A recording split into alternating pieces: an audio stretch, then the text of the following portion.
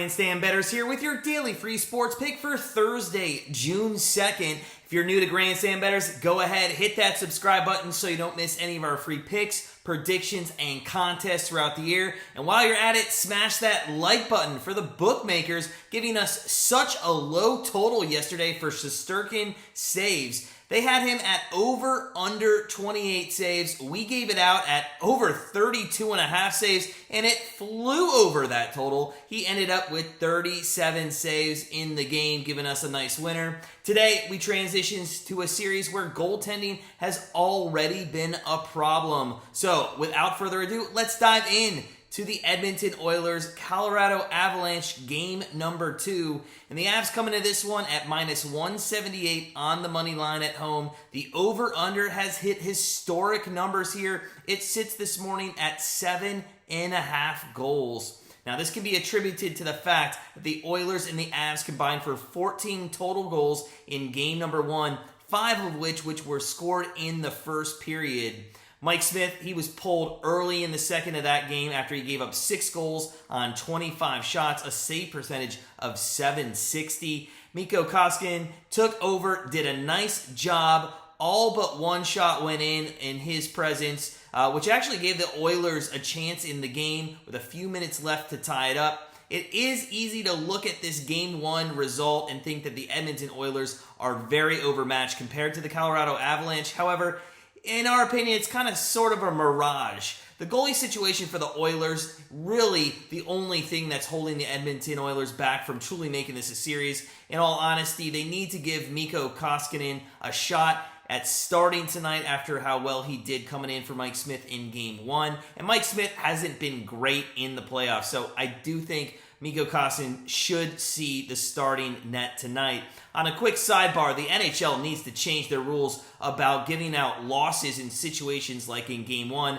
Mikko came into that game with 6:20 gone in the second period with his team down 6-3, and he's the one that actually got charged the loss. They got to change that. Anyways, no matter who is in goal tonight for the Oilers, they are going to face the Colorado Avalanche, who are putting up a league-best 4.64 goals per game in the playoffs. Now, this can largely be attributed to their power play unit, who is, again, leading the league in converting on 35.5% of their chances thus far in the postseason. If you add in an average of 40 shots per goal, or on goal per game, it's not surprising that they put up 8 goals in Game 1. Now, what is surprising is how much Darcy Kuemper struggled in Game 1 before he left the game with a upper body injury. Kuemper allowed 3 goals on 16 shots. Pavel Francois came in and replaced him. Almost lost the game, though, after the Avs were up 3 goals.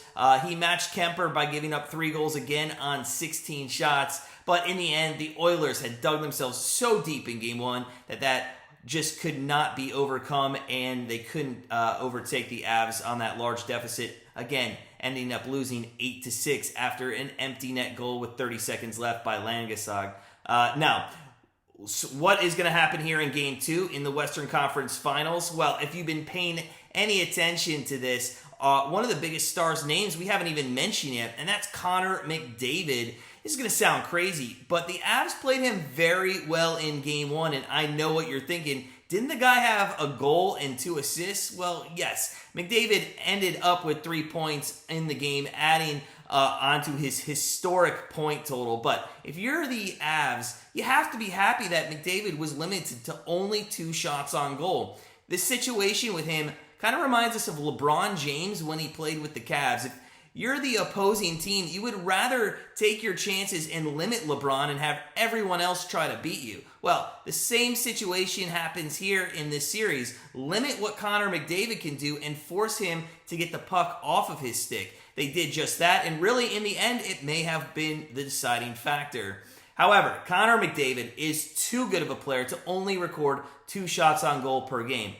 Now, he is going to come back strong tonight. He's going to find his opportunities to keep the Oilers in this series. So with our best bet for Thursday, June 2nd, we're going to take Connor McDavid over 3.5 shots on goal. Now, our Best Bet leaderboard is up and running here in June, and if you have not joined, what are you doing? We're giving away $200 at the end of the month to the top leader. If you haven't participated in any of our contests, it's very simple. The Best Bet leaderboard challenge, all you have to do is look in the pinned comment, read the rules, get your best bet in each and every day, and then the top sports bettor at the end of the month takes home that $200 to help build their bankroll. Now, a friendly reminder that all of our bets on our YouTube channel don't actually make it onto our daily card at Grandstand Bettors. If you are looking for that daily card, head on over to grandstandbettors.com, become part of our family, and start living that grandstand life.